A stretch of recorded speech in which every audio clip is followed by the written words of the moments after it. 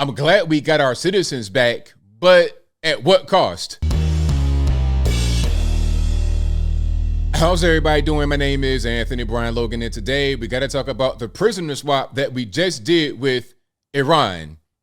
We gave them 5 Iranian citizens who were locked up here in the U.S. Now, if you ask us, they were here legitimately for violating sanctions and a few other things.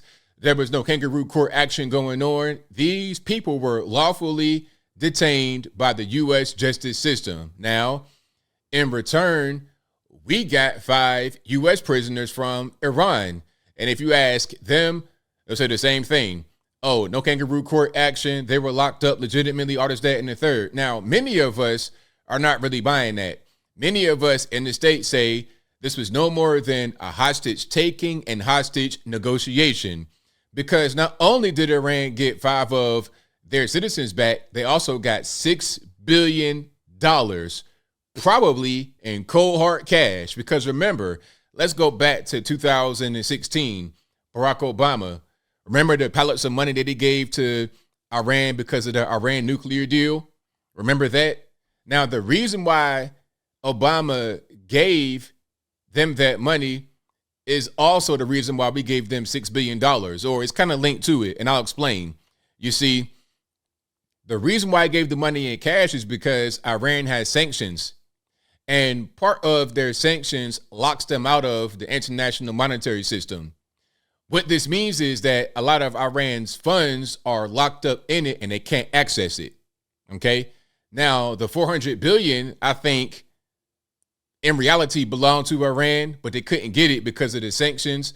So what we did was just give them the money as part of the nuclear deal in cash to bypass the sanctions.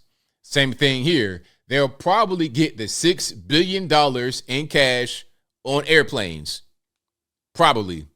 Because again, we're bypassing the sanctions. I think the money was in the bank in South Korea somewhere. I don't really know. I'll link to everything in the box. But that's what's going on. We gave them $6 billion. Now, again, this was their money. They did earn it from the oil, everything else. However, if not for the hostage negotiation, they wouldn't have gotten the money. So the message is, if you want to bypass sanctions and you want to get your money out of the system, just kidnap Americans and you'll be fine. I'm not saying they got kidnapped. What I'm saying is take hostages, negotiate. You could say they were locked up for a legitimate purpose. It doesn't really matter. They will negotiate and they will pay you.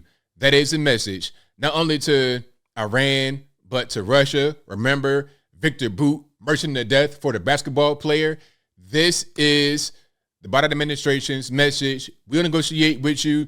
If you have our hostages, we'll give you whatever you want. $6 billion, international terrorists, arms, it's whatever. Now, let's keep on going here. We have a video to get through.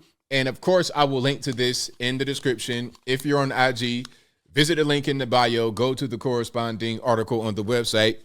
But without further ado, let's go ahead and roll it. We got breaking news this morning. 5 Americans wrongfully detained in Iran are expected to be free this morning as part of a prisoner swap. Apparently worked out by the Biden administration, though it's all according to officials in Iran. We are still waiting to hear more about the actual status of these American prisoners. So you see right here, you see the lower third, it says U.S. releases $6 billion to Iran. So what that means is that the money was held up. You know, see, that's what they're going to say. But again, this wouldn't have happened if not for this negotiation with the people. You know, if not for this, then the $6 billion would still be somewhere in some bank and not in the hands of the Iranians. Chief Foreign Affairs correspondent Margaret Brennan is following the story for us. Margaret, according to officials in Iran, is not usually something to hang your hat on. Good morning. Yeah, well, exactly, Tony, and good morning to you. The White House isn't confirming yet the Iranian government's announcement that today is the day of the prisoner exchange, but this high-stakes, complex deal has been in the works for months, and distrust is so high between the U.S. and Iran that the Biden administration won't breathe a sigh of relief until the 5 American detainees are on that flight back home. اطلاعاتی که من دارم Iran announced Monday that 5 detained Americans are expected to be released today.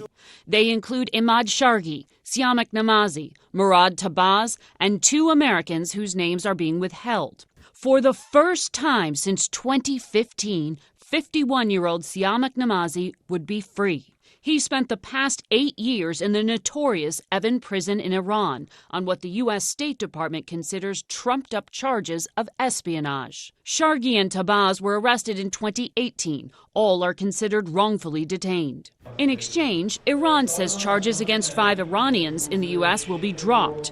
2 will remain in the U.S. The Biden administration reached a tentative deal in August, but the final pieces only came together in recent days. The money traveled from South Korea to Switzerland and then into a monitored bank account in Qatar, a deal the White House has repeatedly defended. This is not a payment of any kind.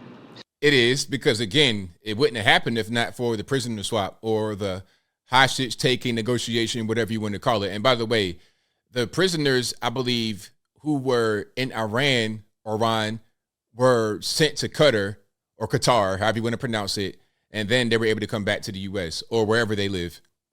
It's not ransom. These aren't U.S. taxpayer dollars.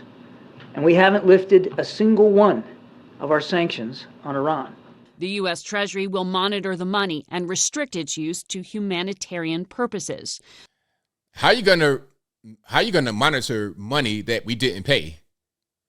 Does it make any sense? How will the U.S. Treasury monitor money that was in the bank in South Korea, then went to Switzerland, then went to Qatar, and belongs to Iran, that was locked up in the monetary system because of sanctions? It makes no sense. Then you said we still got sanctions in place. Make it make sense, John Kirby. I'm having a hard time understanding what's going on here. But Iran's president, whose country is badly in need of economic relief, dismissed any limits. The Islamic Republic of Iran will decide to spend it wherever we need it. Republican Mike Turner, chair of the House Intelligence Committee, is concerned the financial relief will incentivize future hostage-taking. Of course. Whenever you put a price on American heads, you get an incentive for people to take more hostages. These are $6 billion in frozen oil revenue. Billions and billions of dollars. And so Correct. Because, again, they have sanctions. Look, there's probably more money that belongs to Iran locked up because of sanctions. They can't access it because of the sanctions. So if they want more to do whatever they want to do, they can just kidnap some Americans. Again, I'm not saying that the Americans in Iran were kidnapped. I'm just giving hypothetical. They could do something like that, negotiate with the United States for their release, and then get some more money. That's how it works. So that's a concern. Now, Biden administration officials described the 5 Iranians who would be released as nonviolent offenders who mainly violated sanctions. And I spoke with one of them who is remaining here in the U.S., Kaveh Lotfallah Afrasiabi, a political scientist charged with acting as an unregistered foreign agent. He is a U.S. permanent resident and tells CBS News he'll remain living in Massachusetts. Nate? So there you have it. That's what's going on with the prisoner swap.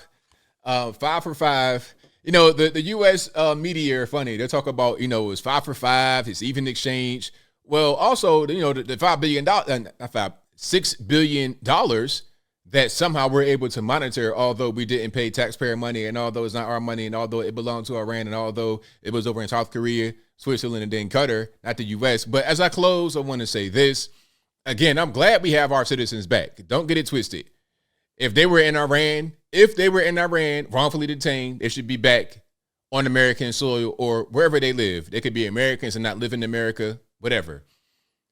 However, the cost, I think it might be a little bit too high.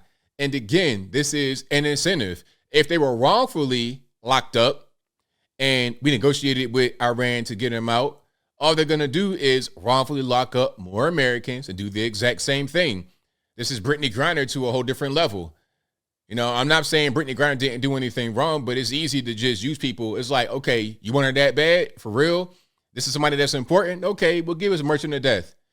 Give us Merchant of Death, and then give us a little bit of money as well. And also release some of these sanctions. It's not a good way to go about foreign relations Joe Biden, but I think I'll leave that right there for now. And what say you?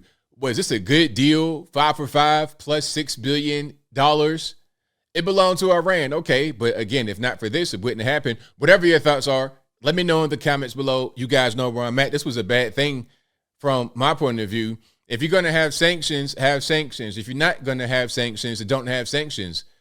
I mean, if you're going to uphold it, if you are going to give them a loophole to get around the sanctions, they're going to do it. And all it's going to do is put Americans at risk. What's the point of doing that? If you don't want to have the sanctions, then release them. Give them all their money back. Don't just piecemeal it whenever an American gets wrongfully detained, because you're going to incentivize that kind of behavior, not just in Iran, but other nations throughout the entire planet. But whatever your thoughts are, please let me know in the comments below. And that's all I got to say for this video. If you like what you heard, please comment, rate, share, and subscribe. Peace.